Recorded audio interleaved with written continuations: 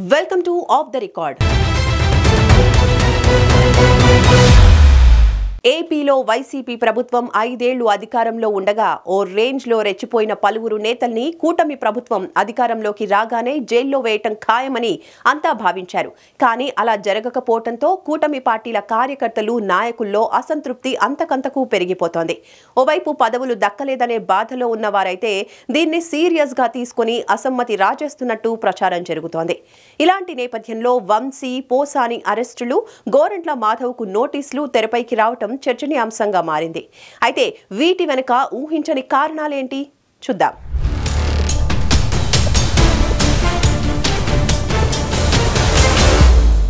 ఏపీలో గత వైసీపీ ప్రభుత్వంలో రెచ్చిపోయిన నేతలంతా ఒక్కొక్కరుగా అరెస్ట్ అవుతున్నారు.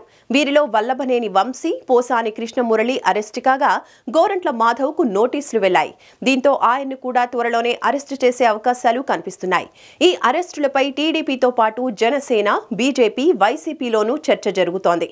కూటమి ప్రభుత్వం అధికారంలోకి వచ్చిన 8 నెలలు గడుస్తున్న నేపథ్యంలో ఇన్నాళ్లు వీరిని చూసి చూడకుండా వదిలేసిన ప్రభుత్వం ఇప్పుడు ఉన్నట్టుండి వీరిపై ఎందుకు ఉరుముతోందనే చర్చ మొదలైందంటున్నారు.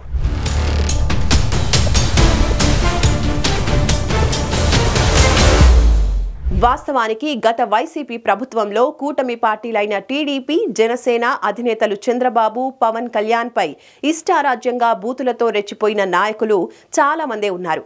వీరిలో పలువురు మంత్రులు కూడా ఉండేవారు. అయితే వీరికి కూటమి ప్రభుత్వం రాగానే చుక్కలు కనిపిస్తాయని ఆశించిన వారికి నిరాశ తప్పలేదు. ముఖ్యంగా లోకేష్ రెడ్ బుక్ పేరుతో హంగామా చేసి వదిలేశారనే చర్చ కూడా జరుగుతోంది.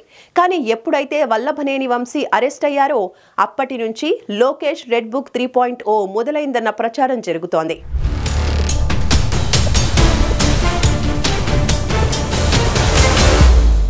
కానీ వాస్తవానికి తాజాగా మొదలైన వైసీపీ నేతల అరెస్టుల వెనుక వీటికంటే ముఖ్యమైన మరో కారణం ఉందన్న చర్చ కూటమి పార్టీలో, ముఖ్యంగా టీడీపీలోనే జరుగుతోందట. తాజాగా AP fibre net corporation chairman గా ఉన్న జీవీ రెడ్డి సంస్థ ఎండీగా ఉన్న దినేష్ కుమార్ తో విభేదాల నేపథ్యంలో పదవి నుంచి తప్పుకుని ఏకంగా టీడీపీకి కూడా గుడ్ బై చెప్పేశారు. ఈ ఘటన టీడీపీ క్యాడర్లో చిచ్చు రేపింది.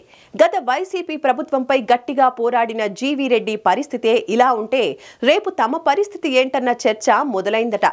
అలాగే జీవీ రెడ్డిని టీడీపీ నుంచి వెళ్లిపోకుండా ఆపాలని, వీలైతే ఆయనకు ఎమ్మెల్సీ పదవి కూడా ఇవ్వాలన్న డిమాండ్లు కూడా మొదలయ్యాయట.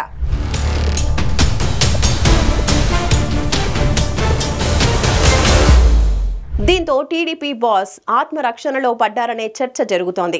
జీవీ రెడ్డి ఎపిసోడ్ రోజు రోజుకు సీరియస్ అవుతూ ఉండడంతో టీడీపీ క్యాడర్ ను సంతృప్తి పరిచే నిర్ణయాలు తీసుకోక తప్పని పరిస్థితి అధినేత చంద్రబాబుకు వచ్చిందంటున్నారు. దీంతో గతంలో చంద్రబాబు, పవన్ పై రెచ్చిపోయిన పోసాని కృష్ణమురళిని పాత కేసు తవ్వి తీసి హైదరాబాద్ లో అరెస్టు చేశారని చెబుతున్నారు.